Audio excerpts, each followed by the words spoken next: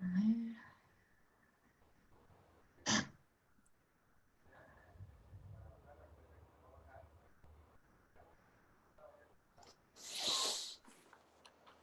Listo. ¿Ya estamos? Ya. Pues ya estamos. Bueno, pues buenos días, Joan. Buenos días. Bueno, aquí es buenas tardes, en mi casa, en mi tierra. Eso es Son verdad. las 6 de la tarde aquí, sí, sí. Aquí las 11 de la mañana. Las 11 de la mañana. Bueno, pues decirte que estoy muy contenta, muy más que contenta, emocionada de esta plática entre tú y yo, porque ya sé que no te tengo que presentar porque todo el mundo te conoce y están aquí por ti, pero si te tuviera que presentar, yo te presentaría primero que nada como un buen hombre. Para mí tú eres un buen hombre. O sea, un hombre sencillo, generoso con su conocimiento, un hombre accesible y un hombre que ha hecho muchas cosas, pero tienes esta cosa muy cercana que yo siempre te agradezco, como de aceptar, bueno, yo me siento muy aceptada por ti y y no es fácil luego con una persona que ha hecho tantas cosas como tú has hecho, ¿no? Porque, bueno, Joan, que todo el mundo ya sabe, aparte fundó el Instituto de Barcelona de Terapia Gestalt junto con Mireia y Vicente. Y bueno, lo dirigieron y lo fundaron. Aparte, él introdujo a Bert Hellinger en España con sus constelaciones. Él es un gran representante o un gran como sí, una figura muy importante de las constelaciones a nivel mundial, viene a Latinoamérica mucho, viene a México, tiene mucha gente que lo sigue.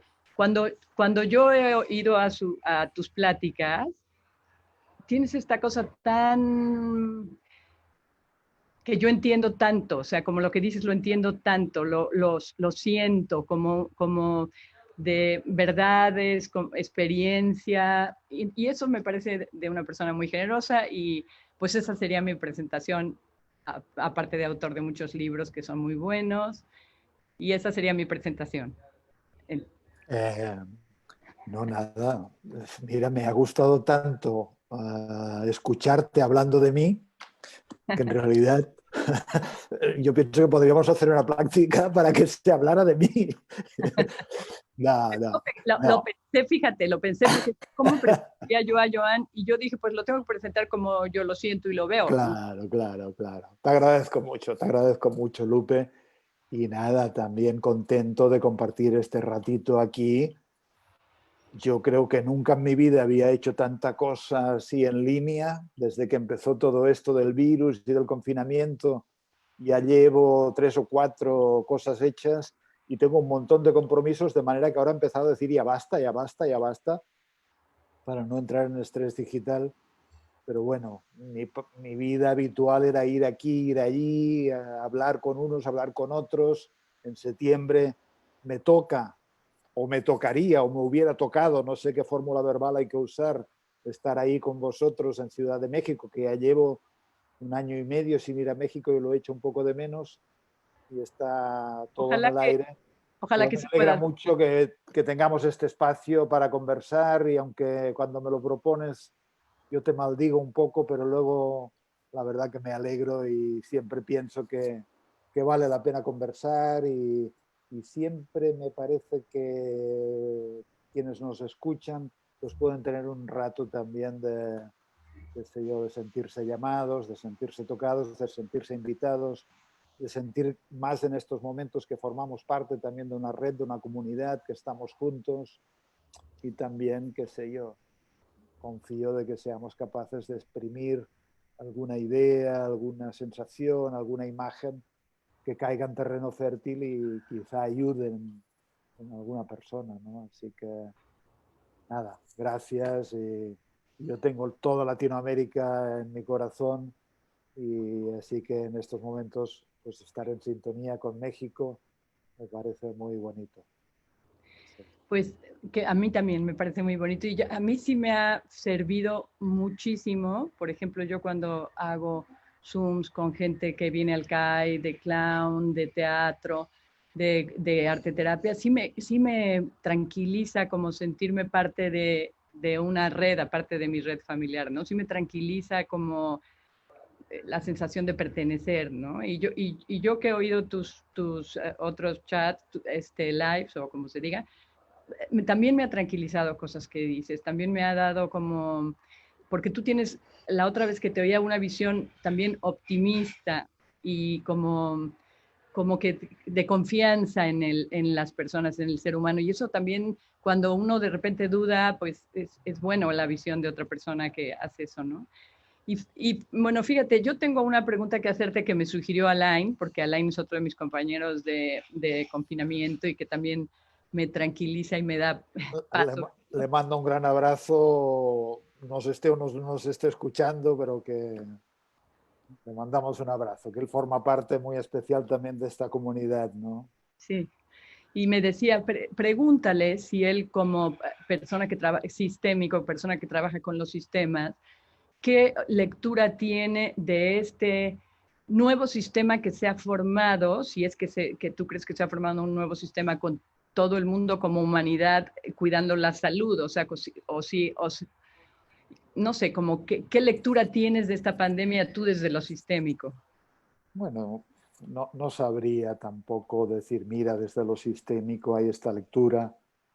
Yo creo que en el ser humano conviven dos brazos que han sido descritos también filosóficamente, ¿no? La versión rusoniana y la versión de Locke, en el sentido de que somos cooperativos o somos competitivos, o nos damos dentelladas o nos damos caricias.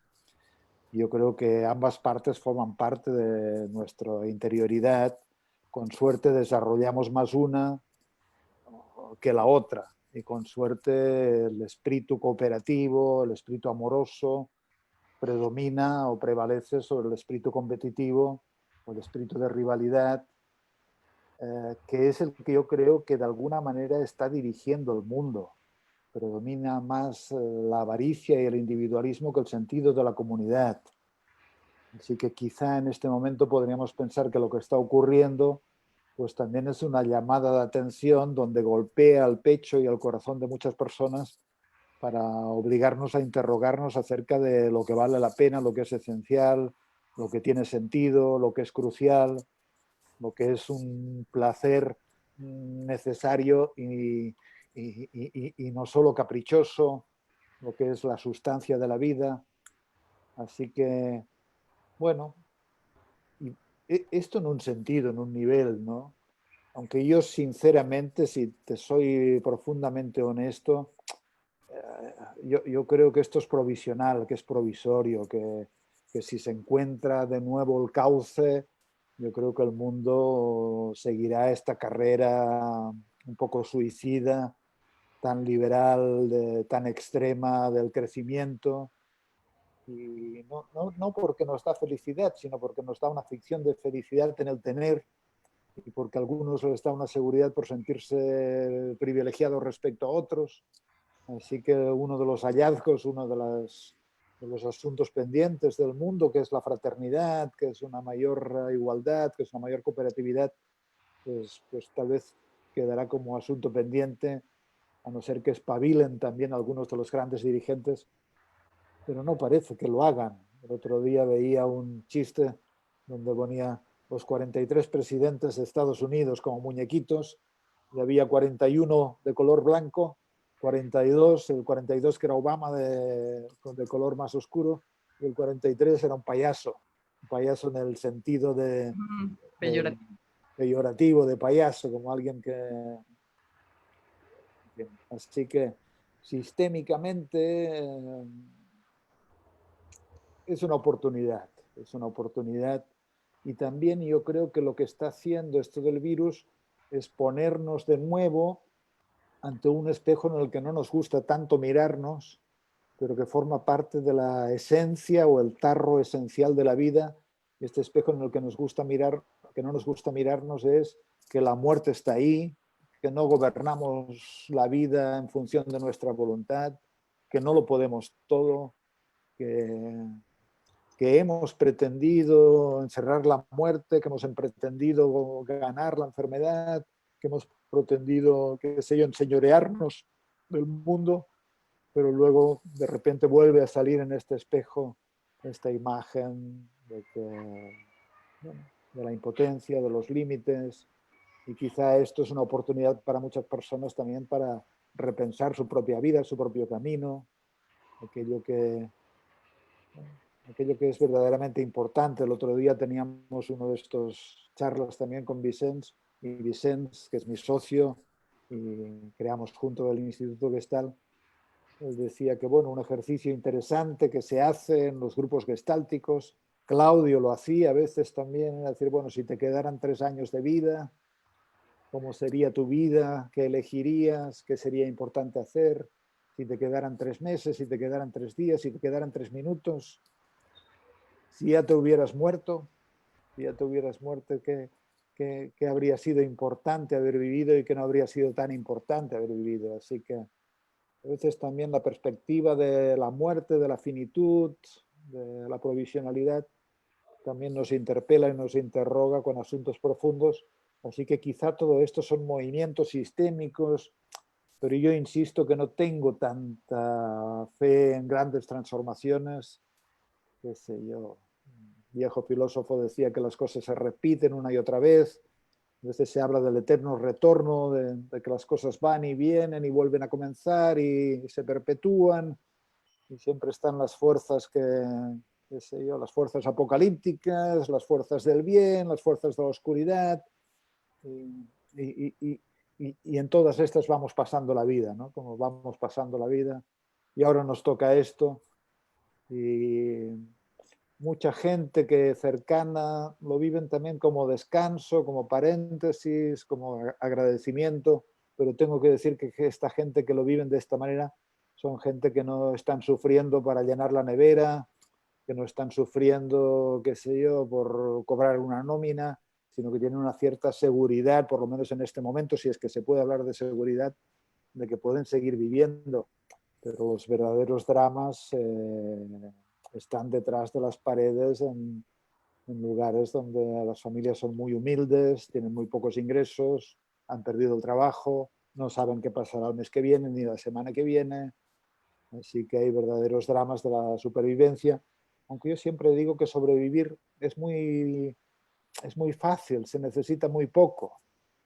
Lo que pasa es que no nos basta con sobrevivir y es muy legítimo. Queremos sobrevivir en sintonía con cómo vivimos dentro de un entorno social y esto es más complejo, ¿no?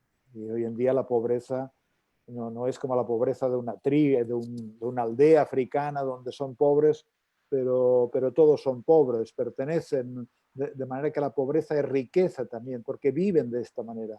Aquí la pobreza es muy comparativa y así que habrá que esperar también de que se arbitren medidas donde todos tengamos que arrimar el hombro. Aquí en España se habla de una ayuda mínima, vital. En otros países no sé cómo se hará. En fin, que son tiempos complejos. Y luego también, claro, si yo me voy a mi especialidad, que sería más bien la terapia, la ayuda, las familias, claro, también es un movimiento distinto para muchas familias, porque muchas familias tienen que vivir también, y yo creo que esto es una oportunidad para la familia, porque es un gran aprendizaje cómo se enfrentan las situaciones difíciles en el interno de las familias. Por ejemplo, para los hijos es un gran aprendizaje tener el modelo de los padres que están atravesando una situación difícil y pueden mantenerse en su fuerza, pueden mantenerse en su dignidad, pueden mantenerse en su fe, en su confianza. Así que todos necesitamos aprender en el viaje de la vida que hay momentos donde el destino golpea, pero no destruye, o donde, qué sé yo, la tormenta se ve cercana y tenemos miedo, pero este miedo puede ser contenido por los adultos dentro de las familias, la incertidumbre puede ser contenida, la ansiedad, las dudas, y donde con suerte también, ojalá dentro de las familias o en la grandeza de los padres o de los adultos, también esté presente este tono esencial que es de una confianza básica en en la vida, o en que esto tiene sentido, o en que las cosas pasan y que todo es impermanente, y que hoy amanece y al día siguiente amanece, y que los humores son cambiantes, que los estados son cambiantes. Pero claro, ¿cuántos niños, por ejemplo, dentro de sus familias, pues tienen miedo? Hablan, se escucha hablar de algo que no entienden, no pueden salir a la calle, saben que hay gente que se está enfermando, saben que hay abuelos y no tan abuelos que se están muriendo, con lo cual, qué sé yo, hay una atmósfera, podríamos decir, amenazante. Pero esto yo creo que es una gran oportunidad también como para aprender también a convivir con este lado más enigmático, más siniestro, más espantoso, podríamos decir, pero que forma parte del vivir. Así que yo siempre digo que, por ejemplo, los padres son modelos para los hijos, y en este momento pues también es una prueba de la capacidad de contener y la capacidad de estar sólidos y en su grandeza por parte de los padres, ¿no? Y asegurar a los hijos. Así que bueno, estamos hablando de muchas reflexiones, hemos empezado con lo sistémico. Yo no entro tanto en las teorías de si el planeta necesitaba una bomba vírica, necesitaba un zarandeo. Quién sabe, puede ser. Pero no, yo no soy tanto de especulativo, de que esto ocurre por lo otro, pero no deja de tener un cierto beneficio, digamos, sistémico en cuanto al clima, por ejemplo, o en cuanto a la polución en muchos países. Así que no sé, ojalá esto fuera un despertar para que desarrolláramos muchos más medios para vivir una vida más armoniosa, más simplificada y, y más sana seguramente. No, es muy extraño que tengamos que respirar partículas que no son nocivas habitualmente. Son cosas que resultan un tanto incomprensibles. Así que bueno, en estos caminos estamos andando y nada. También, ya que he hablado de familias, no sé por dónde seguiremos conversando, pero también en este momento a mí me genera preocupación también lo que puede estar pasando en el interno de familias donde predominan pautas de vinculación y de relación que no son tan positivas, que tienen el formato negativo, familias donde puede haber alcoholismo, donde puede haber violencia, donde hay desarreglos o disfunciones significativas en la relación de pareja. Qué sé yo, ya lo he dicho en alguna otra charla, pero me conmovió mucho una amiga que vive en Israel y que trabaja con usuarios adolescentes y niños. Me comentaba como algunos decían que con esto de estar tanto en casa ha aumentado el temor de la violencia entre los padres, de que se dañen los padres. Así que, claro, generalmente caminos que tenemos de regulación, de escapatoria, son homeostáticos para no tener que encarar ciertas cosas o ciertas tensiones, pues ahora no están activos. Con lo cual, qué sé yo creo que ahora dentro de las familias la primera cosa importante es desarrollar capacidad para aguantarse uno a uno mismo. Es que esto no tiene mucho que ver con el amor a uno mismo, con el amor a lo que a uno le sucede, porque habitualmente muchos conflictos se dan porque yo no me aguanto mi propio malestar, entonces en lugar de asumirlo como propio, investigarlo o ahondar en mi propio malestar, en mis propias sensaciones de malestar, pues las vehiculo, las gestiono, pues increpando a los otros o culpando a los otros o generando tensión para salir de otro malestar. Así que, en fin, son tiempos, como yo digo, de grandes bendiciones, pero probablemente de grandes problemas. Y esto para no hablar ya de las familias donde ha habido fallecimientos, para no hablar del personal médico, del personal de las funerarias, por lo menos aquí en España. Eso no dejan de ser vivencias traumáticas que luego requieren un poco de asistencia para que no quede enquistado la fijación traumática que ocurre siempre que miramos a la cara a la muerte, a la violencia, a las grandes tragedias Y los traumas también necesitan ser gestionados pues, a través del apoyo grupal, del apoyo colectivo, de la conexión, del abrazo, de la contención, del encuentro. Así que bueno, me he ido por aquí, por allá, pero nada. Así que estas serían mis reflexiones sobre lo sistémico. Pero a mí me gusta como esta cosa amplia, ¿no? De que no decir, bueno, sí, porque yo tampoco pienso esto de que la crisis o la pandemia es debido a una específica cosa, como una respuesta a algo específico, ¿no? Como que, claro, necesitábamos que todo parara por esta carrera desenfrenada y entonces vino esto. Se me hace como una simplificación también, ¿no? Sí. Y yo mucho pienso que no sabemos, que quién sabe, ¿no?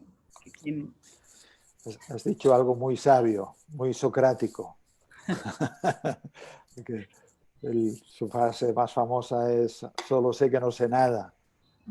Así que en verdad vivimos mucho en el misterio, en el no saber las cosas, pero en el esfuerzo de generar teorías explicativas. Sí. Pero las teorías explicativas no conllevan necesariamente mucha verdad, sino que tratamos de gestionar nuestro malestar a través de la explicación. Aunque yo en mi libro este de Vivir en el alma puse una frase que a veces la repito, la recuerdo, y la frase era: las cosas ocurren porque ocurren. No necesariamente tienen una intencionalidad. Es decir, Sí. las cosas pasan.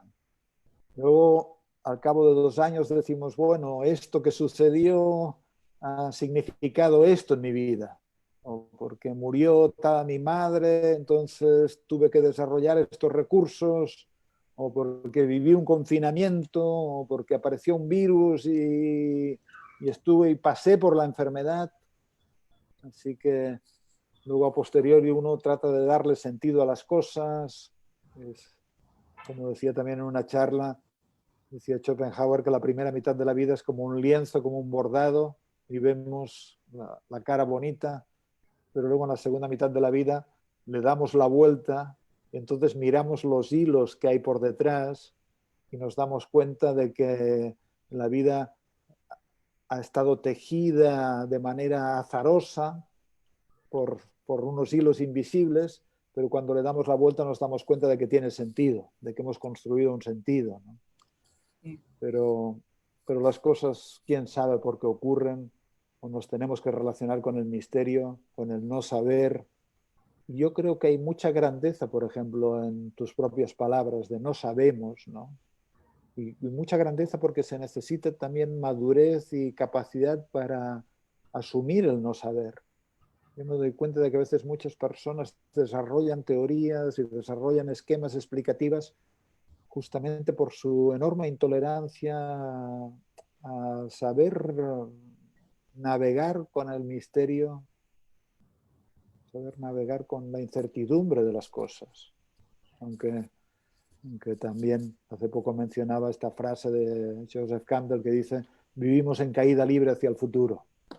Así que en verdad no sabemos, y también dice que deberíamos estar ansiosos por abandonar los planes que hemos trazado para abrirnos a aquello que nos espera. Así que vivimos en caída libre, Dios sabe hacia dónde, nosotros fijamos un rumbo, pero luego la vida tiene los planes que tiene, y como a mí me gusta decir también, parte del bienestar en la vida consiste en saber aprovechar los planes que la vida tiene para nosotros, aunque no sean los que nosotros teníamos. Yo desde que empezó todo esto tenía que haber estado en Argentina, en Brasil, en no sé cuántos sitios, y de repente la vida se tuerce en otra dirección y me encuentro en mi casa leyendo más que nunca, divirtiéndome con novelas como hacía tiempo que no me divertía, escribiendo también. Así que nosotros trazamos nuestros planes y luego alguien extraño que no sabemos quién es traza los suyos. No sé. Y luego también yo siento, bueno, yo como que en el microcosmos, en mi propia vida, a asuntos que he tenido, les doy una explicación y conforme voy viviendo a ese mismo asunto le encuentro otras, ¿no? Otras muchísimas explicaciones al mismo asunto que yo ya tenía como linealmente, ok, yo soy así por esto, ¿no? Y resulta que es por esto, por esto, por esto.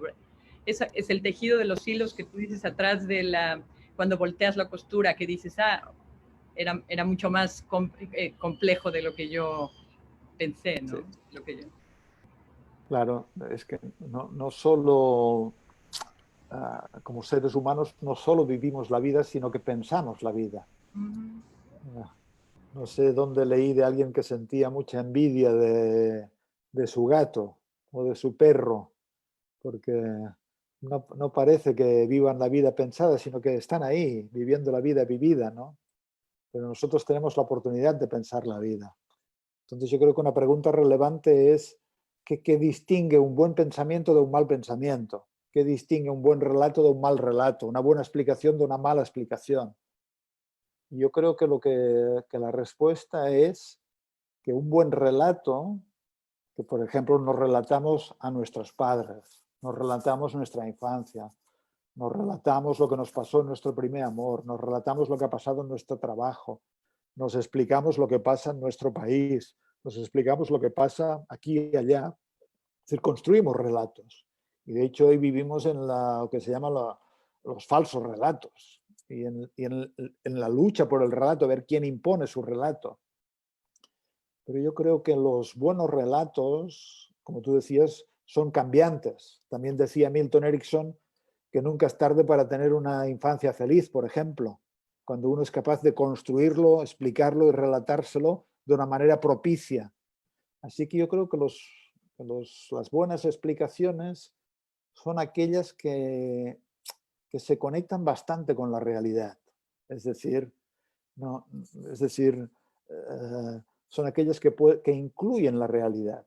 Incluir la realidad, es decir, la madre de mi madre, qué sé yo, abandonó a mi madre de pequeña. Esto forma parte de un dato de la realidad.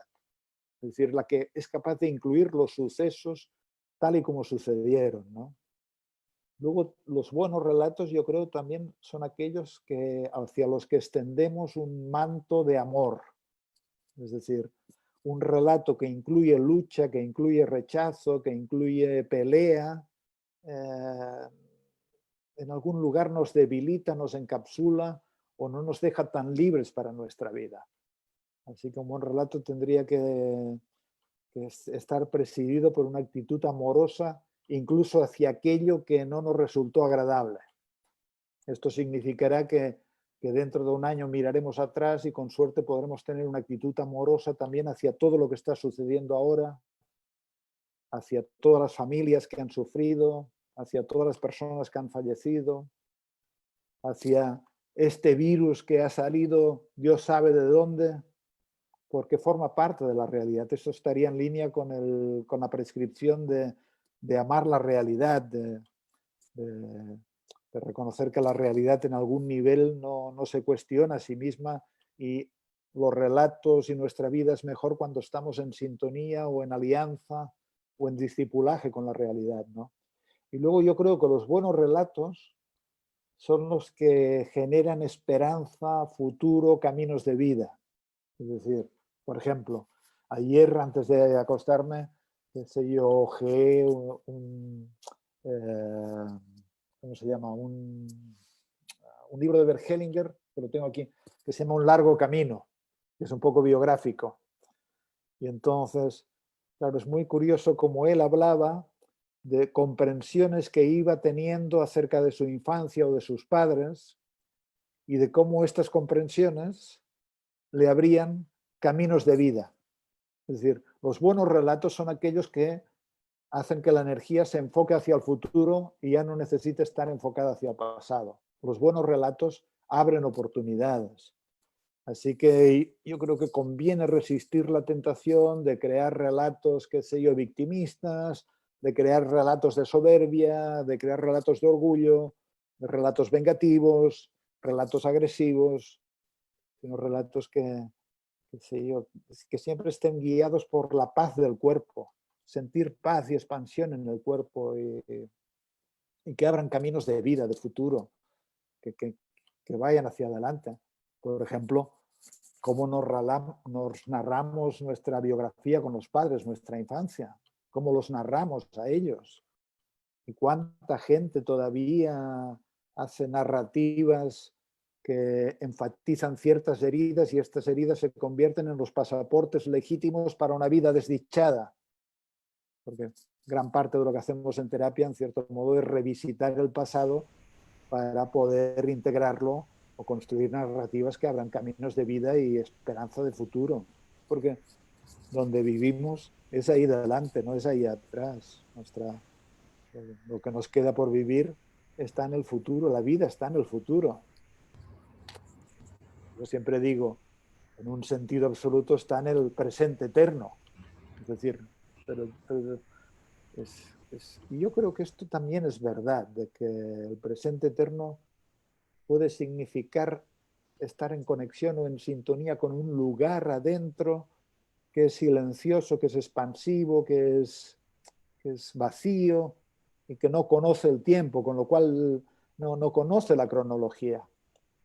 Pero en un sentido cronológico, claro, con suerte, el pasado son raíces fértiles que apoyan un futuro con suerte también fértil. Y cuando al título de este encuentro le puse del silencio fértil y la palabra nutritiva, me refería también de que en estos momentos yo creo que también puede ser una oportunidad para que el confinamiento abra camino en nuestro cuerpo, en la dirección del pecho, en la dirección del corazón, para encontrar este lugar más de silencio, ¿no? Y sentirlo como algo fértil que nos apoya, que estamos en casa, que aunque estemos muy perdidos, no deja de haber dentro de nosotros un santuario que está ahí, que es amoroso constantemente con nosotros, es nuestro ser esencial o algo así. Así que también este tiempo para los atrevidos podría ser una oportunidad para atravesar algunos obstáculos y llegar a un lugar más silencioso adentro y descansar ahí. Por eso también para los que pueden, que sea una oportunidad para meditar, para sentir el cuerpo, para reconocerse. Y la palabra nutritiva, pues también porque con las personas con las que estamos viviendo, con los que nos acompañan, pues también importa que el cuidado de las palabras y el cuidado de los gestos, es decir, sí, que sean nutritivos, que no, lo que decía antes, a veces nos cuesta tanto aceptarnos a nosotros mismos, nos cuesta tanto sostenernos a nosotros mismos, que entonces nos convertimos en personas que culpamos o enojamos a los demás o tensamos a los demás. Por eso que hay que cuidar la palabra también, el gesto y la palabra comunicativa, para que sea nutritiva, para que genere campos de respeto, de expansión, que el mismo amor que podríamos darnos a nosotros mismos fuéramos capaces de darlo también a nuestra pareja o a las personas con las que convivimos. Es como la vida siempre nos trae oportunidades para cultivar la compasión en el buen sentido. Y cuántas veces no nos hace falta la compasión para nuestros hijos, para nuestra pareja, para nuestros amigos, porque defectuosos somos un poquito todos. Así que también necesitamos un poquito de compasión para nosotros y la capacidad de estar ahí. Así que, bueno, yo me voy por aquí y por allá y luego al final ya no sé ni dónde estoy. No, pero me gustó eso que dijiste, ¿no? Me gustó esto de un poco esta cosa que Alain repite tanto también, como de hacer de tu historia tu patrimonio, que en vez de estarlo cargando permanentemente y como que sea la justificación para una vida desdichada, como tú dices, que sea los cimientos para florecer, ¿no? Para tener una vida.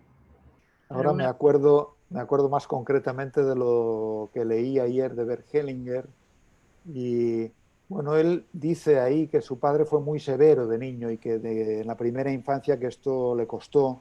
Luego con 10 años ya fue a un seminario, pero él cuenta cuando hizo un encuentro gestáltico con, creo que con Ruth, no recuerdo el nombre, Ruth Cohen, no recuerdo bien, como que en un trabajo de silla caliente eh, era más como reconocer que esta severidad del padre le había hecho fuerte.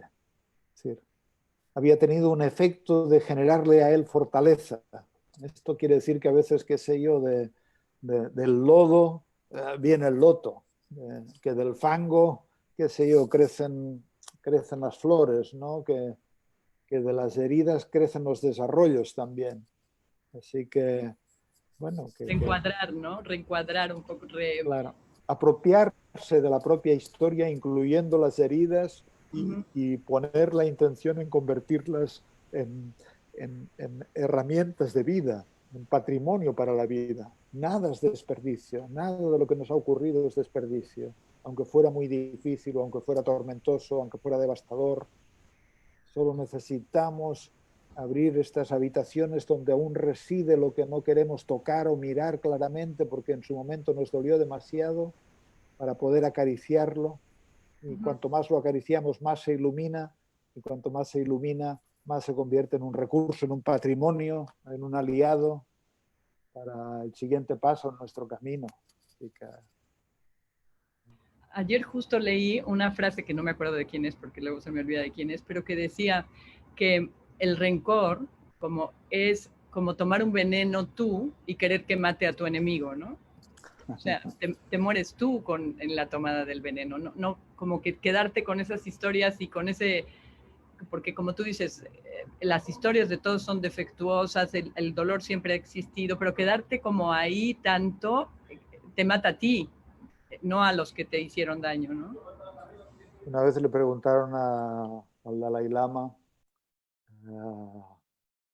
cómo, después de lo que los chinos habían hecho al pueblo tibetano, que mataron a tanta gente, que se apropiaron de la tierra, del país, que cómo conseguía él no vivir en el enojo, no vivir en la venganza, en la rabia constante. Y él dijo, bueno, ya nos hicieron tanto daño que me parecería demasiado ahora regalarles mi enojo. Como, como, porque el enojo, cuando se vuelve crónico, cuando se vuelve una actitud, cuando se vuelve una posición, es muy venenoso para uno mismo, y no deja de ser también una forma de quedar atado a la persona que nos pudo lastimar. Así que hay que renunciar a la idea de que la vida no nos debe lastimar. Esto también creo que son ideas muy modernas. La vida no nos debe lastimar, la vida no nos debe presentar la enfermedad, la impotencia y la muerte, y de repente las cosas suceden. ¿Quién no está lastimado aquí o allá? ¿Quién no tiene, qué sé yo, quién no tiene grietas? Así que más vale decir, esto también forma parte. Esto no quiero ser frívolo, porque también es cierto de que no hay situaciones traumáticas que no son sencillas luego de ventilar, de poner en circulación. Y cuando una criatura ha vivido situaciones muy extremas de violencia, de impotencia, de desazón, o situaciones que hay países donde ha habido guerras extremas, es como el trauma se aloja de manera muy precisa en las alquimias del cuerpo, y se necesita un apoyo grande y capacidades para que se vaya disolviendo, deshaciendo, y uno regrese íntegro a la orilla de la vida, si es que cabe. Pero no sé, bueno, estoy hablando de Hellinger porque ayer, no sé por qué, me encontré el libro ahí y me dio por echarle una ojeada. Y también él hablaba de que a él le tocó estar en la Segunda Guerra Mundial y, en fin, le tocaron situaciones realmente difíciles. Y luego yo pensaba, ¿cómo lo haría este hombre? Porque para mí Hellinger fue uno, cuando lo conocí, mis primeros pensamientos fue, ¿cómo puede ser un hombre tan amoroso y tan firme y las dos cosas al mismo tiempo? ¿Cómo ha logrado integrar, qué sé yo, amor con fortaleza? Y a veces su fortaleza para su estilo caracterial, qué sé yo, a veces derivaba un poco en rigidez también, ¿no? Pero había algo que venía de un lugar interno que le daba una autoridad muy real y muy entera. Y al mismo tiempo muy todo condimentado y bien integrado en una mirada amorosa y muy inclusiva. Y bueno, si luego uno mira su biografía también o algunas cosas que cuenta, para nada las cuenta dramáticamente, pero uno no puede dejar de pensar y cómo esto ocuparía lugar en su cuerpo, en su interior. Así que nada, como a él mismo le gustaba decir a Hellinger, nada justifica que uno no pueda tener una vida buena, una buena vida. Nada lo justifica.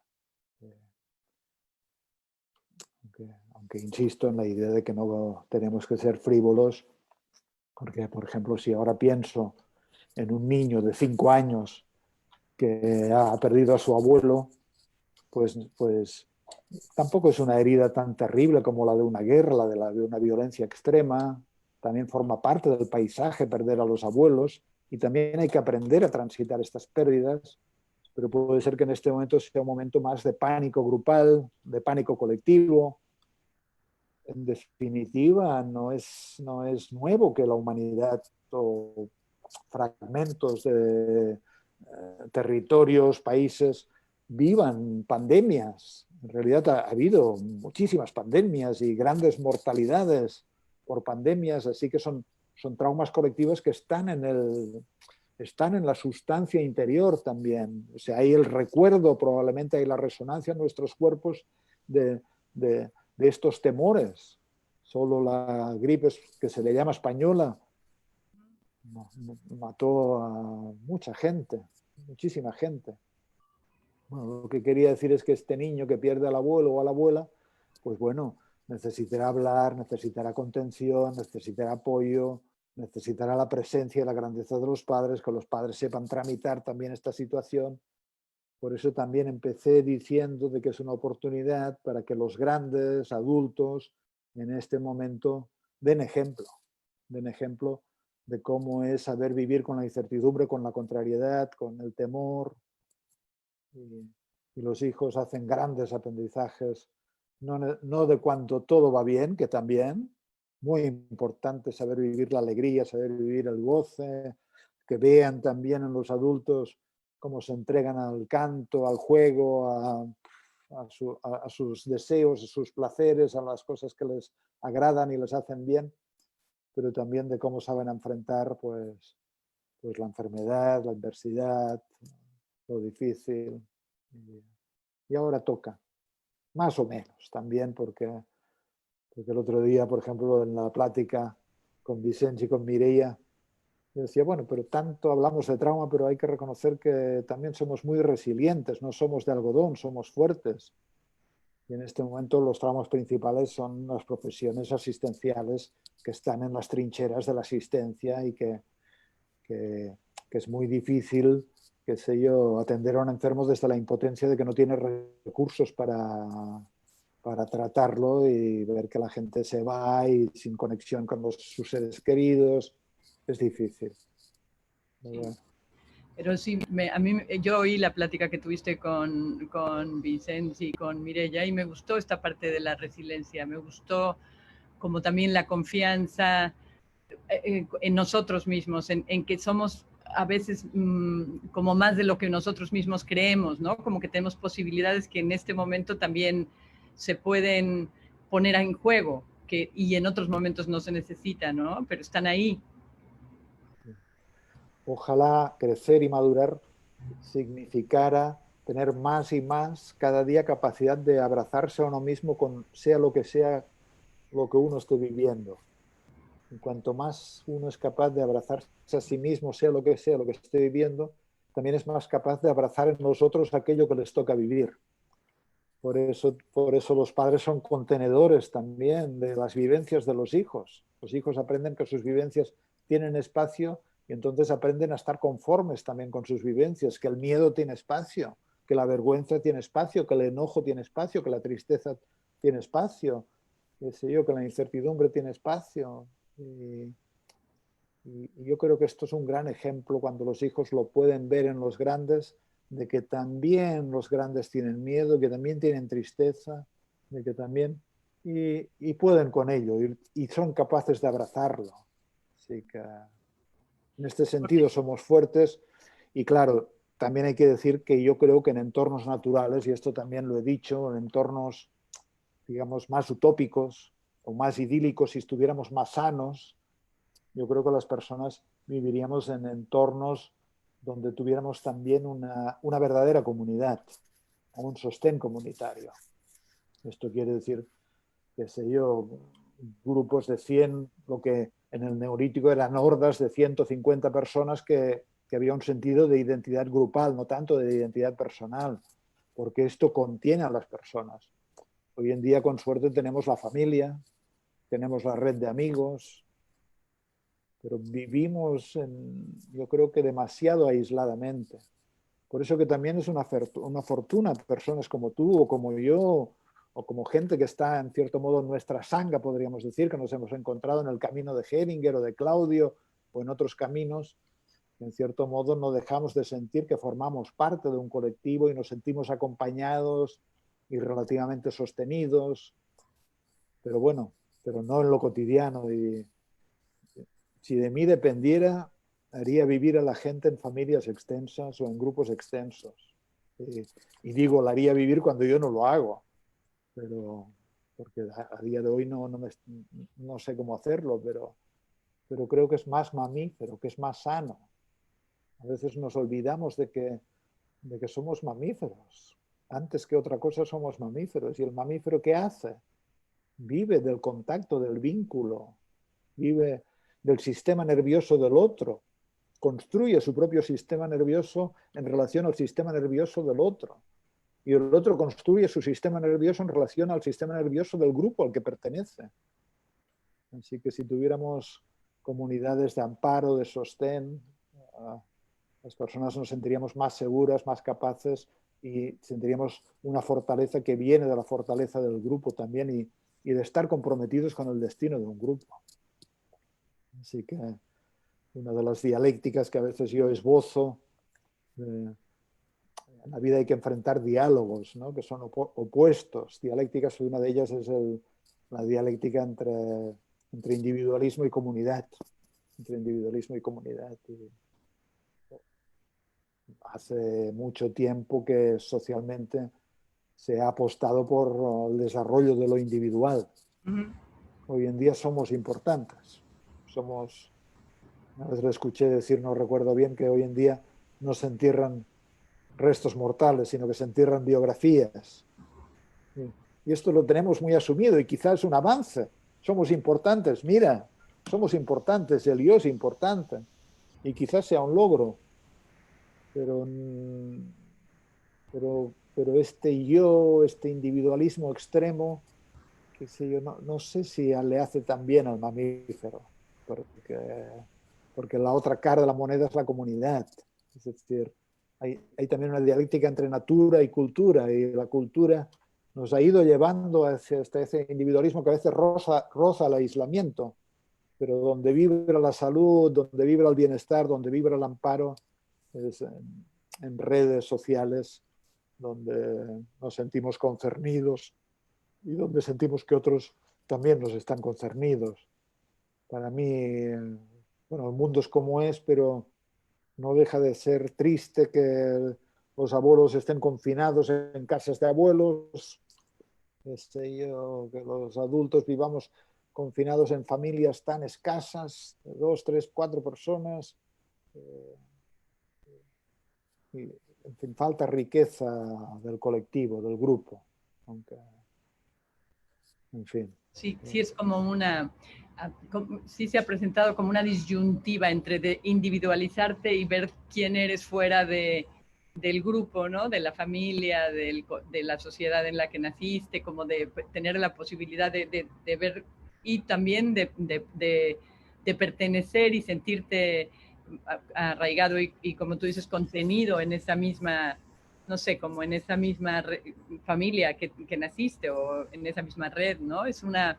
Y luego hay como, yo estaba pensando mientras hablabas tú de que de los adultos ahora en frente de los niños, que hay que legitimar lo que sentimos, ¿no? Porque también hay familias o grupos en los que hay, ¿cómo te diré? Sentimientos específicos que no se permiten. No se permite estar enojado o triste o contento, ¿no? Y entonces como primero darte cuenta de lo que sientes y luego legitimar que lo sientes, ¿no? Claro, claro.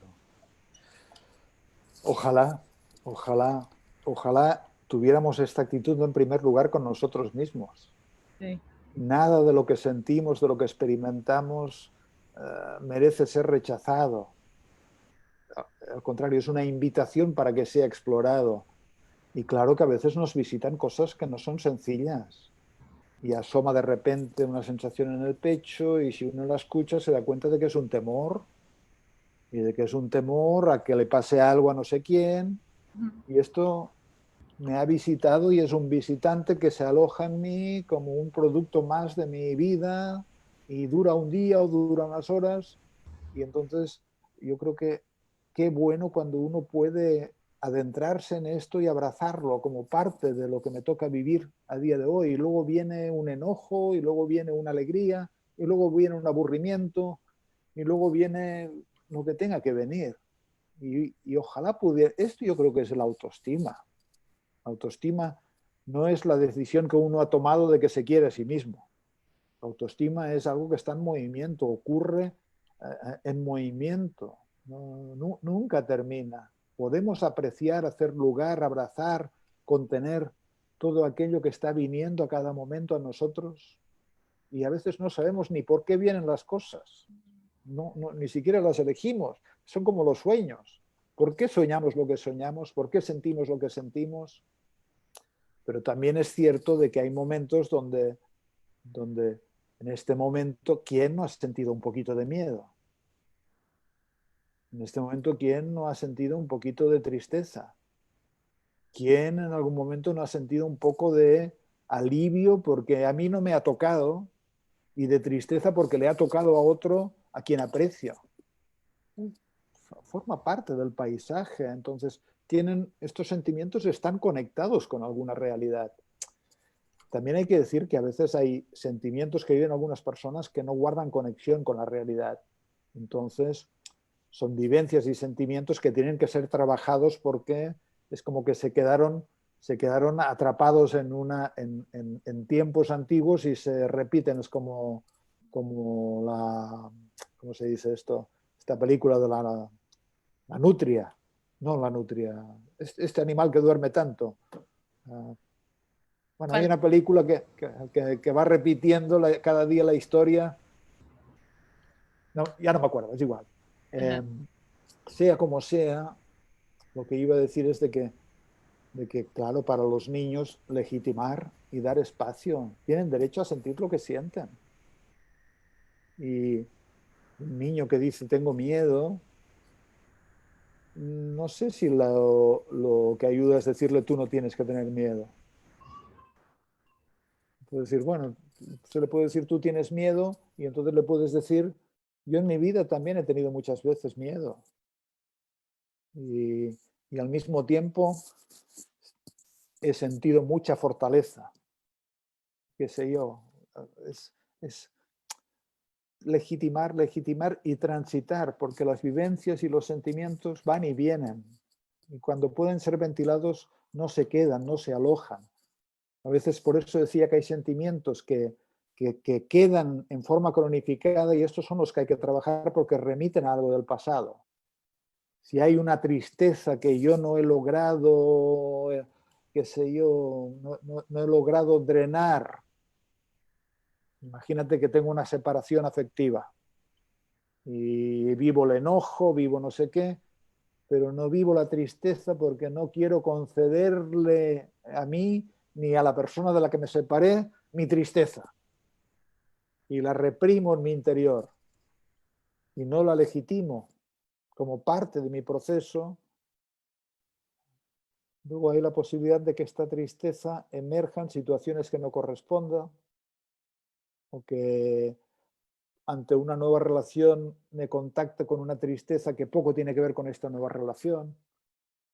Así que hay sentimientos que es cierto que remiten al pasado, pero con suerte los sentimientos o las vivencias remiten a las cosas que están sucediendo, remiten a alquimias corporales que a veces no sabemos muy bien y no dejan de ser un festival, no deja de ser maravilloso.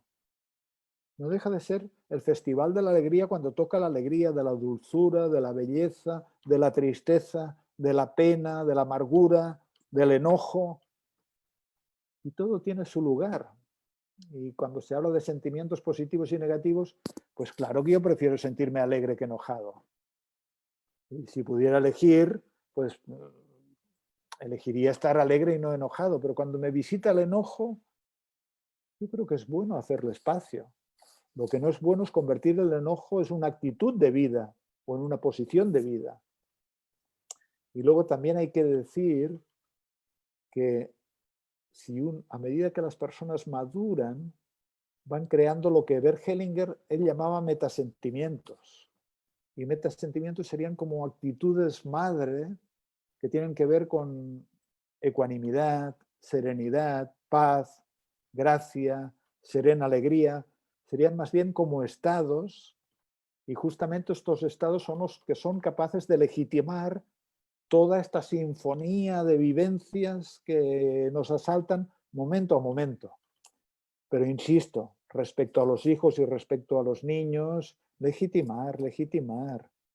Es decir, no puede ser que un niño diga que tenga miedo y se le diga tú no tienes que sentir miedo, porque lo está sintiendo. Se sienta triste y le diga tú no tienes que sentir tristeza. No, hay que aprovechar esta riqueza de vivencias y de sentimientos para que los niños aprendan a gestionarlo esto también. Y los niños aprenden mucho del modelo de los padres, de cómo los padres gestionan las cosas.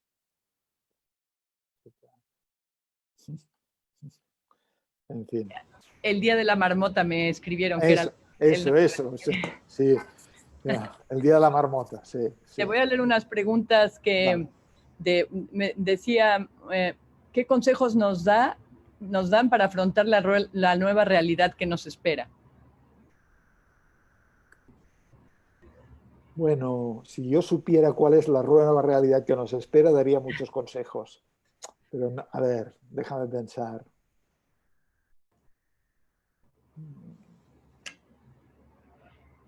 Es que no lo sé, no lo sé.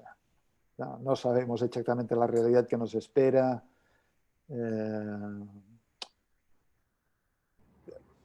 Que seamos solidarios, que seamos solidarios, que seamos empáticos, que tengamos capacidad de ayudar también y de ser ayudados, que sepamos repartir, qué sé yo, repartir los costes en estos momentos también, ¿no?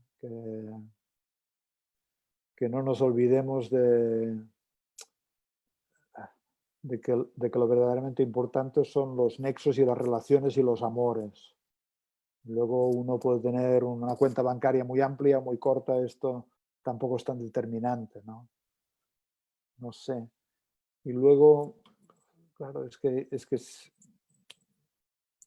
quién sabe. A mí el escenario que más miedo me da es el escenario de pobreza para muchas personas. Esto es lo que me da más miedo, ¿no? Porque por lo demás, qué sé yo, en el siglo XVIII la gente vivía también.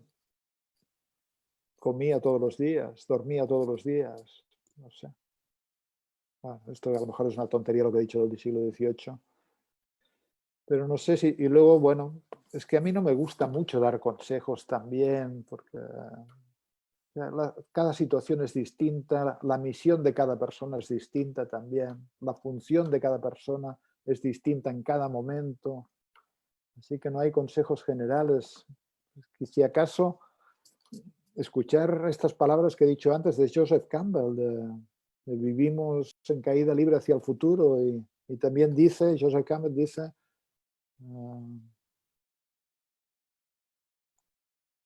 sigue tu bienaventuranza, y las puertas se abrirán, ahí donde ni siquiera sabías que había puertas. Ya sé que esto suena un poco New Age, un poco edulcorado, sigue tu bienaventuranza, pero es como, qué sé yo, ¿es mejor confiar o no confiar? Pues por el mismo precio, confiemos, ¿no? Como la apuesta de Pascal, que él decía, es mejor creer en Dios, aunque no sepamos si existe o no existe, pero si existe, es mejor apuesta que pensar que no existe, ¿no? Así que confiar de que algo bueno va a venir, de que todo es impermanente y se transforma. Saber perder un poquito también. Yo no conozco a nadie en este momento de mi entorno que no esté perdiendo y ganando también, porque uno dice, bueno, pero yo he tenido que cerrar mi restaurante y he perdido, y el otro dice, qué sé yo, y en mi ámbito, por ejemplo, de los terapeutas, de las formaciones en grupos, pues está todo paralizado. Así que en otros ámbitos también. Así pues asumir que nos tocan tiempos de perder también y saber pedir ayuda cuando la necesitamos también. De todo tipo, de todo tipo.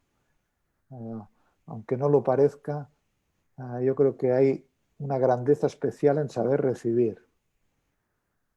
Y a veces es un poquito más fácil saber dar, pero lo verdaderamente grandioso es saber recibir cuando necesitamos. Así que no sé. Somos socráticos, tú y yo. No sabemos nada. Vamos a decepcionar a las personas. Bueno, aquí hay una chava de Argentina que dice, en Argentina ha habido 63 feminicidios durante esta cuarentena, una mujer cada 23 horas, y parece que no se puede hacer nada. Esto es...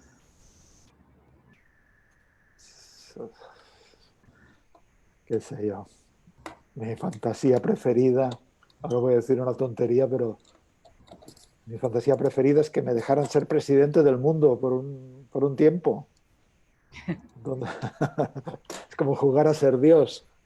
Y entonces haría que esto no volviera a ocurrir jamás de los jamases. Pero ocurre. Yo creo que una de las guerras que se libran, la guerra más grande que se libra todos los días en el mundo es dentro de las familias y entre hombres y mujeres. Y es realmente triste y dramático esto, un feminicidio, una mujer que muere en manos de un hombre cada día, cada 23 horas. Es terrible, así que, bueno, humildemente yo creo que desde las constelaciones, desde la terapia, tratamos de aportar algunos trabajos o algunas ideas de cómo respetarse, de cómo amarse, de cómo sentirse uno, de cómo dejarse en paz. Humildemente hacemos lo que podemos, pero es una gran asignatura pendiente la paz y el encuentro y el respeto profundo entre hombres y mujeres. Es muy atávico. Es el gran reto de que haya una cosa cooperativa y no competitiva entre hombres y mujeres. Y ayer leía, y he visto que Mireia ha compartido esto también, de que, por ejemplo, los países que mejor están gestionando todo el tema del coronavirus, donde hay menos fallecimientos, donde es en los países donde la presidencia la ocupa una mujer. Así que tal vez habría que... Lo leí yo también. que sería muy afortunado que en muchos países, en muchos lugares del mundo, el poder político estuvieran mujeres. No creo que todas las mujeres sean adecuadas tampoco para tener el poder político. Yo creo que hay muchas mujeres también que están infectadas por el pecado de la ambición, del narcisismo, del egoísmo, al igual que los hombres. Me parece que cuando son válidas pueden aportar un algo que el hombre parece estar más limitado, y quizá el sentido de lo emocional, de lo piadoso, de lo verdaderamente solidario, lo puede aportar mejor una mujer. Y no sé, me gustaría tener la varita para traer paz donde hay guerra en el interno de las familias. Yo desearía que ojalá toda mujer que no se siente bien tratada tuviera el valor para irse y, y, y que perdiera todo interés en una lucha, que perdiera todo interés en ganar o en perder una lucha. Es, por lo menos cuando miramos desde la perspectiva de las constelaciones, no salimos también del marco de que hay buenos y malos. Por ejemplo, también, es decir, no ayuda mucho a la solución estigmatizar a los hombres tampoco. Así que lo que puede curar a los hombres es la buena mirada de las mujeres. Y lo que toda mujer le ayuda también es la buena mirada de un hombre. Así que si a nivel colectivo, a nivel macro, esto pudiera desarrollarse más y más, una mirada espontánea, buena, natural, respetuosa, esto sería una gran revolución. Pero va de los dos lados también. Yo creo que es injusto, es decir, cada quien es responsable y es terrible estos hombres que matan mujeres por la víctima, por la mujer que ha perdido su vida, porque ¿quién quisiera encarnar un corazón de alguien que es capaz de matar a una mujer? ¿Quién quisiera vivir dentro de esta piel? En realidad están muertos estos hombres en cierto sentido, ¿no? Pero la asignatura es en las dos direcciones. Ojalá pudiéramos regalar a nuestras mujeres y a nuestros hombres anteriores que por fin nos miramos en paz, nos miramos con respeto, no luchamos en nombre de nuestros padres y de nuestros abuelos, ni en nombre de nuestras madres ni de nuestras abuelas. Así que hay que avanzar, pero no creo que se avance mucho con la manera en que lo gestionan los políticos. Los políticos practican lo políticamente correcto, pero no necesariamente lo útil, lo que resuelve, lo que ayuda. Y respecto al tema de lo que se llama la violencia doméstica, la violencia machista, ocupa el espacio lo políticamente correcto, pero no lo que es útil y que resuelve. Los políticos, que yo, en mi parecer, no veo que realmente, aunque se llenan la boca de ideologías, pero no me parece que miren verdaderamente el corazón de lo que pasa en estas parejas y en estas familias donde impera la violencia. Así que... Pero ¿qué sería lo que resuelve? ¿Qué sería? Si tú fueras el presidente del mundo por un día, ¿qué sería lo que resuelve? Bueno, como estoy seguro de que no lo soy, en todo que no lo seré, entonces no tengo... A ver, sé lo que no resuelve, que es estigmatizar. Sé que lo que no resuelve es la lucha. Que cuando alguien gana una contienda, no hay resolución. Así que yo invertiría muchos medios en, qué sé yo, en educación, en asistencia, pero no en una educación, es que en fin, tendría que pensarlo un poco para responder, pero es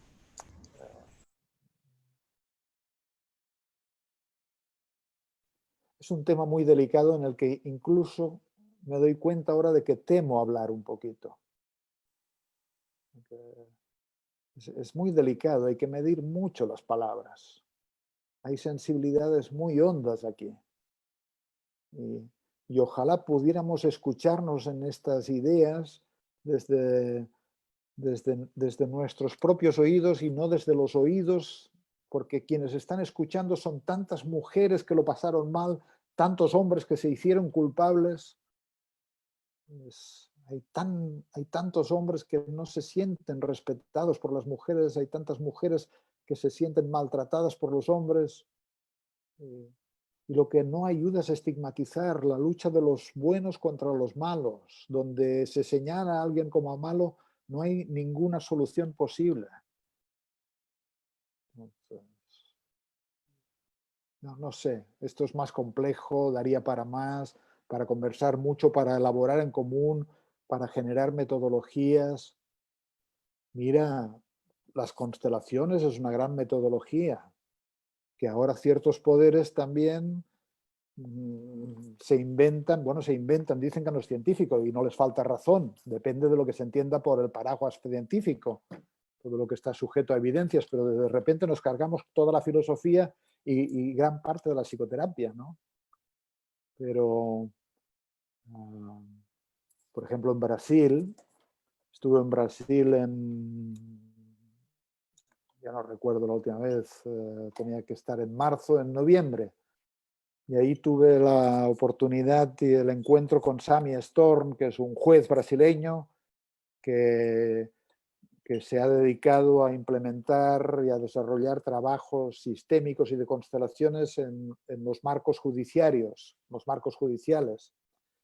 Y él me contaba de que parejas que estaban ensartadas en pleitos terribles, tremendos, que pasaron por un trabajo de constelación, hubo un porcentaje de conciliaciones superior al 93%. Así que esto es verdaderamente revolucionario, de poder mirar más en profundidad qué pasa en el corazón de la persona que tenemos enfrente. ¿Dónde se enraiza? ¿Quién lucha cuando el otro está luchando? ¿Qué heridas hay detrás de esta falta de respeto? Si lo único que deseamos los seres humanos es mantener nuestra dignidad y ser respetados y queridos, y todo lo demás son perturbaciones, y perturbaciones que el propio sistema crea el problema y luego quiere resolver el conflicto. Pero si el propio sistema está sembrando constantemente la idea de que la vida es una competencia y una lucha, y de que un yo tiene que hacerse mejor que un tú, hay mucha inequidad, hay mucha injusticia. Entonces, no sé, me da mucha pena y me conmueven mucho estas muertes. Y me da mucha pena y me conmueven mucho también la violencia. Y me conmueven mucho estos asesinos también, estos hombres que tienen que encarnar este destino de matar.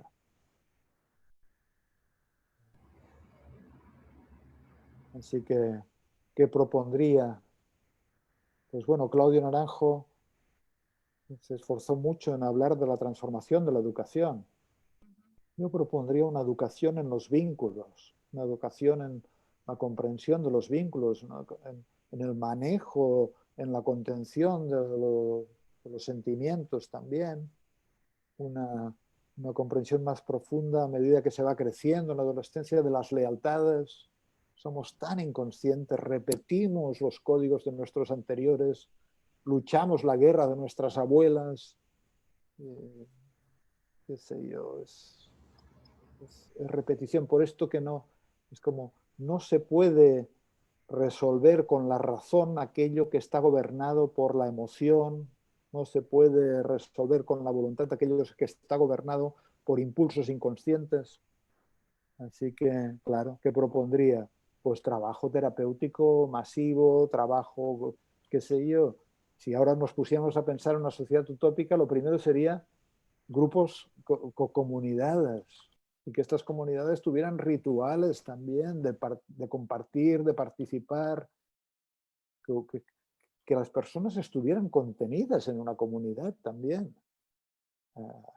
¿Acaso es natural, por ejemplo, que hombre y mujer, o pareja, ya no hombre y mujer, o hombre, hombre, mujer o mujer, vivan confinados, no en tiempos de confinamiento, en tiempos normales, en pisos de 50 metros y con tan poca vida comunitaria, de manera que todo, tensiones y lo que sea, va a parar al otro? No debería haber más grupos de hombres, más grupos de mujeres, más grupos de amigos.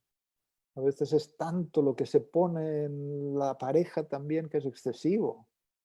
Está demasiado cargado. Y luego los hijos. En fin, habría que rediseñar muchas cosas, pero ¿por qué no dibujar pequeñas comunidades, aunque fueran las ciudades? No sé cómo. ¿Por qué no pensar más seriamente en factores educativos? Pero es que esto se busca la cura con la misma herramienta en la que se crea la enfermedad. Es decir, si la enfermedad es una supuesta ideología, se busca la cura con una ideología alternativa. Pero es que a nivel de ideología no hay cura. Hay que entrar en el trasfondo del corazón, de los niños, de las familias. Y entonces quizá puede haber un poquito más de luz. Esto puede sonar a chino, quizá no a los que nos escuchan, pero a mucha gente les sonará chino porque es como vivimos en las ideologías, vivimos en las ideas. Pero ¿quién ha trabajado en terapia, quién ha hecho constelaciones, quién ha trabajado con el cuerpo, sabe de qué está hablando, de que hay un fondo ahí que es inconsciente, que es invisible, que es apasionado, que es muy leal, que hay redes de resonancia a los anteriores. Y todo esto ojalá pudiera ser abierto. Y nada, como decía la oración de San Francisco, ¿no? que donde haya guerra se pueda poner paz, donde haya conflicto se pueda poner bálsamo. No sé, muy triste porque, insisto en esto, se habla de las guerras, que en verdad hay mucha hipocresía. ¿A quién le importan ciertas guerras?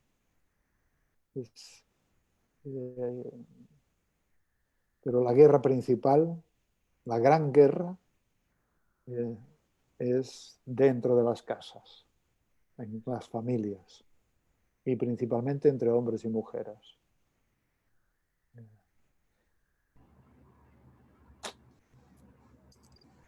Así. Pero me gusta esta mirada que tú das también, otra vez, o sea, como que a mí me amplía mis conceptos y mi propia mirada, también la de pensar en quién quiere vivir en el corazón del hombre que hace eso, ¿no? Que asesina a una mujer, porque como que pareciera que él es el malo y que lo hace y ya, ¿no? Pero claro, tiene que haber todo un veneno, una locura, para matar a cualquiera, a un hombre, a otra mujer, a una mujer, o sea, ¿cómo, no? ¿Cómo vives ahí? Voy a decir algo un poco fuerte. No hay culpables e inocentes, aunque cada quien tiene que asumir su responsabilidad y su destino. Hay puros seres desgraciados. Y el que mata, pobre, y el que es matado, pobre también, ¿no? Son destinos terribles para todos. ¿Acaso el que vuelve de una guerra también está libre de los disparos de la gente a la que le tocó matar? No, viven en esta persona también. Se alojan en su corazón. Nadie vuelve realmente a la vida después de haber matado a otra persona. Una parte de sí mismo está muerta. Así que en un nivel, en otro nivel, tenemos capacidad de endurecernos, de desconectarnos. Es decir, la capacidad de alejarnos de nuestro corazón a veces es infinita porque es tan escabroso lo que sentiríamos y el dolor avasallador que se experimentaría si uno cae ahí. Yo he visto caer ahí a veces como la dinámica de perpetrador y víctima, como el perpetrador. Mira, voy a contar algo, no sé si debería, pero por ejemplo, en Colombia, donde ha habido tantos asesinatos. Una vez trabajé en privado esto con un hombre que había estado en la guerrilla y entonces le hice tumbarse en el suelo y él representaba a sus víctimas. y otra persona lo representaba a él, al victimario. Es decir, para que él pudiera sentir la vivencia de las víctimas también. Pero cómo se desarrolló la dinámica entre perpetrador y víctima, pues el perpetrador lentamente, el que hacía de perpetrador, entró en un gran dolor y cayó encima de la víctima y puso su cabeza en el pecho llorando, y el que representaba a la víctima, que en verdad era el perpetrador real, abrazando al perpetrador. Así que lo que cura es sentir la unión en el alma de dos que permanecerán unidos a través de la violencia o del acto terrible de haber quitado una vida. Yo he dicho a veces, claro que son cosas que son más poéticas que científicas, pero de alguna forma se manifiestan en el alma y en el corazón. Pero he dicho a veces que los dos vínculos más fuertes que existen son de hijos a padres, porque el hijo lo ha recibido todo, ha recibido lo esencial y la grandeza de la vida a cambio de nada, gratuitamente. Y otro vínculo muy profundo es entre víctima y victimario, entre asesino y víctima, porque alguien también lo quita todo. Hay un gran desequilibrio en el intercambio. Uno quita la vida a cambio de nada. Y se crea un vínculo muy profundo en el alma.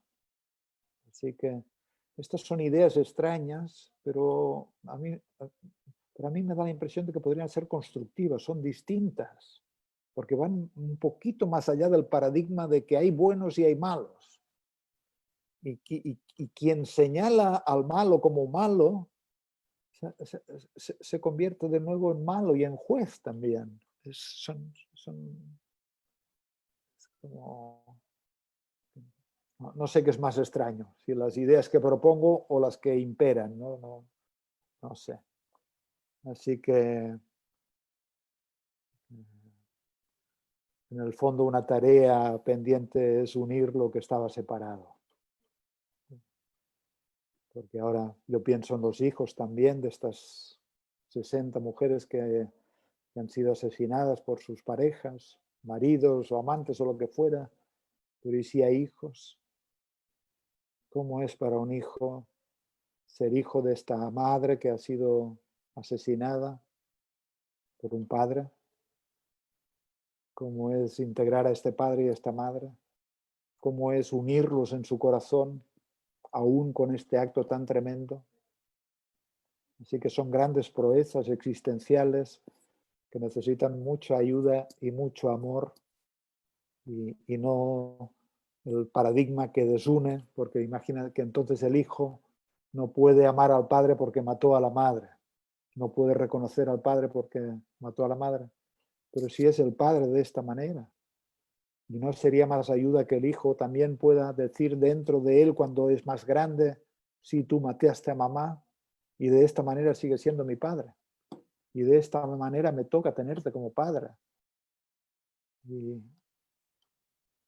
y hago algo bueno con mi vida distinto a lo que tú hiciste, que es matar? Porque luego en las familias se repiten destinos también, se repiten destinos. Y luego hay cosas muy paradójicas y muy sistémicas. Es decir, ¿cuántas veces habré visto cómo se busca un marido alcohólico cuando el padre fue alcohólico? ¿Cuántas veces habré visto que se busca una pareja con la que hay violencia cuando en la pareja de los padres hubo violencia también? Entonces, y luego también quiero decir algo que no es popular, pero la violencia pertenece a la danza energética de la pareja. No es de uno ni del otro, pertenece a esta danza energética. Y luego el resultado es de fatalidad, como en el caso del asesinato, o de palizas, o de insultos.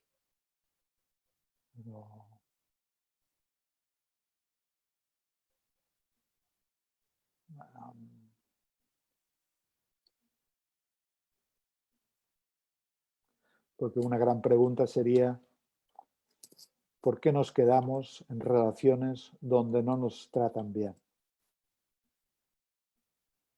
Esta sería una pregunta buena, creo, ¿no? ¿Por qué nos quedamos en relaciones donde no nos sentimos bien tratados? Y podríamos preguntarnos, y de hecho, ¿quién se queda ahí? ¿Quién dentro de nosotros genera esta energía o este movimiento de quedarse? Y entonces unos dirán, no, pero es que se queda por miedo. Otros dirán, es que se queda porque... Y puede ser que no haya más recursos. Pero generalmente hay residuos de maltrato de la infancia o del sistema familiar que hacen que la persona se quede en una relación donde no se siente bien tratado. Así que la idea es trabajar con uno también para soltar estas ataduras y generar la fuerza para irse. Una vez en un taller, esto lo he explicado muchas veces, se sentó una mujer y me dijo, mi marido me pega. Y entonces yo le dije, no voy a trabajar contigo. Todo el mundo me miraba como diciendo, pero no tiene misericordia. Le dije, no voy a trabajar contigo. Primero, haz lo que tienes que hacer. Fue un poco provocativo. Y cuando hayas hecho lo que tienes que hacer, voy a trabajar contigo. Y la mujer volvió al cabo de 2 o 3 meses. Y le pregunté, ¿has hecho lo que tenías que hacer? Y me dijo, sí, me he ido, me he separado. Ahora trabajemos.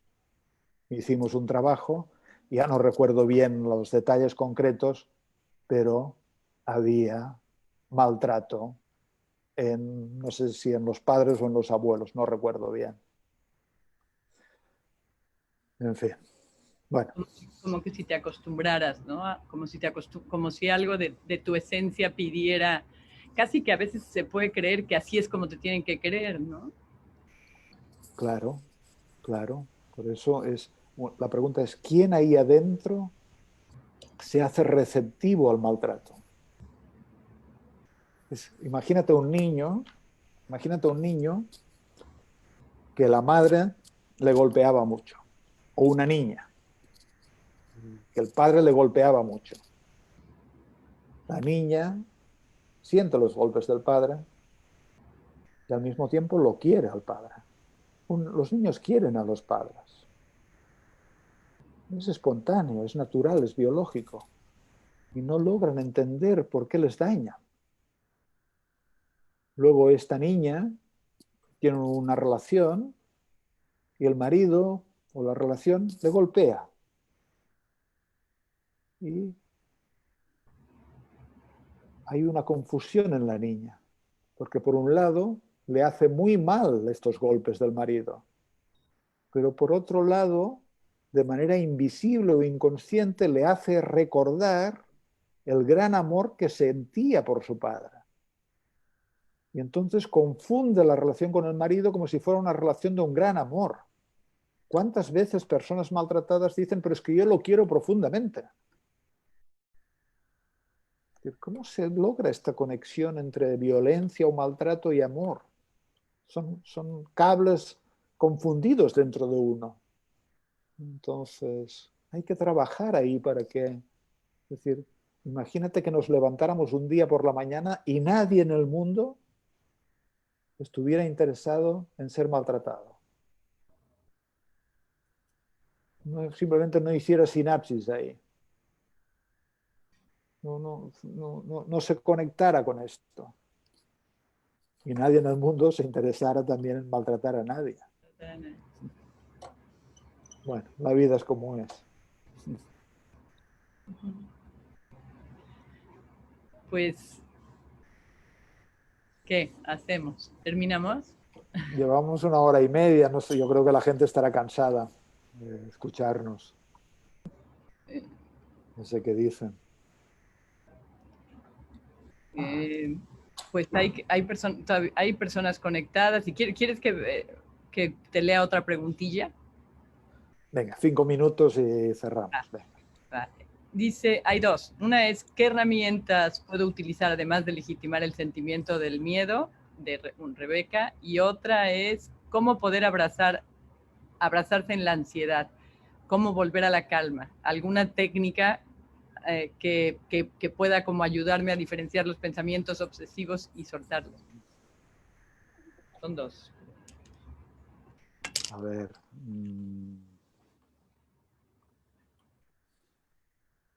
A ver, mira, dos cosas que así se me ocurren. La primera, que es muy obvia, lo que pasa es que a veces cuando tenemos mucha ansiedad o mucha obsesión no lo logramos, pero la meditación es un gran remedio. Mi meditación consiste en ponerse ahí y te guste o no te guste, centrarte en la respiración. Los pensamientos vienen, las cosas vienen, pero tú mantienes la atención en la respiración o haces respiraciones muy profundas que tienen el efecto de estimular el sistema simpático, o el parasimpático, ya no me hago lío, el que estimula más bien el bienestar. Esto sería una cosa.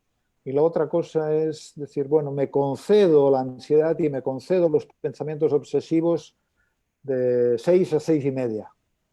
Entonces dices, bueno, ya que esto vive en mí, pues me obligo durante 1 hora. Esto en realidad es una técnica que se llama, no recuerdo ahora el nombre, pero sería como de las peores fantasías. Así que es como si si tú estás luchando contra tus pensamientos obsesivos, entonces hazles una jugarreta a tus pensamientos obsesivos, diciéndoles que son bienvenidos, pero de 6 a 7. Y oblígate durante esta hora a tener pensamientos obsesivos, aunque no los tengas. Tú te obligas y a veces esto se llama, es más bien la intención paradójica. Así que a veces, qué sé yo, por ejemplo, se dice que Séneca ideó en primer lugar esta técnica de las peores fantasías, porque él, como vivía constantemente en peligro de lo que le podía ocurrir, pues antes de salir de su casa dedicaba un rato a pensar todo lo malo que le podía pasar, y una vez lo había pensado parecía como que quedaba más inmunizado. Pero aquí la idea sería que te pongas media hora de reloj y la dediques a obsesionarte, lo dediques a pensar en todo lo terrible que puede estar pasando, te puede pasar. Esta sería una vía y la otra vía es el cuerpo, el movimiento. Es increíble. Hace muchos años, como 25 años, cuando hacía terapia individual, tenía un paciente, siempre llegaba muy agitado, y hablaba, y hablaba, y hablaba. Hablaba y esto y lo otro, y no sabía, y hablaba, y entonces yo le decía, bueno, ahora te callas, te tumbas un rato y respiras. Entonces yo lo tocaba también, entonces él respiraba, y al cabo de 2 minutos de respiración me decía, oye, esto es otra cosa, esto es otra cosa. Esto es otra cosa, como que de repente entraba en otro código, se había conectado un poquito más con su cuerpo, con su respiración, y todo lo veía con otra claridad. Así que a veces una buena idea también es pensar con el estómago, pensar con el corazón, pensar con todo el cuerpo. O sea, esto es lo que puedo decir. Pues muy bien, como siempre, Joan, a mí me abres, te digo, el panorama, me tranquilizas y te agradezco muchísimo que hayas querido que platicáramos. Que no. Quiero enseñar esto, igual, porque es mi próximo libro que tenía que salir en abril, pero al final sale en mayo, por todo esto. Bailando juntos, la cara oculta del amor en la pareja y en la familia, donde hablo de algunas cuantas cosas más de parejas, de familias, de bienestar, de comunicación, de sexualidad, deseo del baile conjunto. Así que nada, espero que algunos de los que nos están escuchando les interese. Sale en España y pronto saldrá por lo menos en Argentina, en Colombia y en México supongo que en algún momento también. Okay. Y nada, no sé qué pasa en septiembre. Yo en principio tendría que estar ahí con vosotros dando un taller en septiembre. Lo veo muy justito. Lo veo muy justito. Pero vamos a darle chance a ver qué sucede de aquí a allá, ¿no?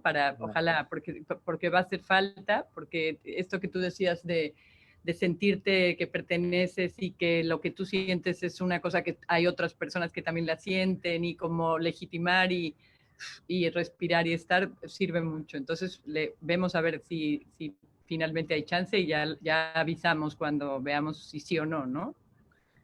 Sí, no, ya no recuerdo bien el título del taller ni cuál era el objetivo, pero sería bueno que tuviera algún contenido que tuviera que ver con crear comunidad. Sí. Sí, yo tampoco me acuerdo exactamente ahorita, pero sí le podemos, yo creo que sí que es importante esto de crear comunidad. Y bueno, luego agradecer a todas las personas que se conectaron, que hay gente me está diciendo Isa, de México, Venezuela, Bolivia, Ecuador, Italia, España, Argentina, Brasil. Pues muchas gracias por estar aquí, ¿no? Por estar oyéndote. Bueno, nada, yo te agradezco mucho a ti también, a Lupe, a CAE también, a Conciencia y Artes Escénicas, también nuestra larga amistad, todas las veces que he estado en Puebla contigo, con tu familia, con Pamela. Y también nada, agradezco a la gente que nos escucha. Ya digo, yo no había hecho estas cosas de dar charlas online y estoy dando muchas y me temo que estoy empezando a cansar a la gente, pero bueno, siempre tienen la oportunidad de desconectarse. No creo que estén aquí sintiéndose cansadas, porque si no se irían. Como tú dices, es fácil, te desconectas y ya. Lupe, un grande abrazo. Igualmente, Joan. Y todo lo mejor para México también. Gracias, te quiero mucho y te agradezco. Yo también, yo también. Bueno, no sé cómo acabar esto, yo creo que nos socorrerá Isa. Hay que poner salir de la reunión.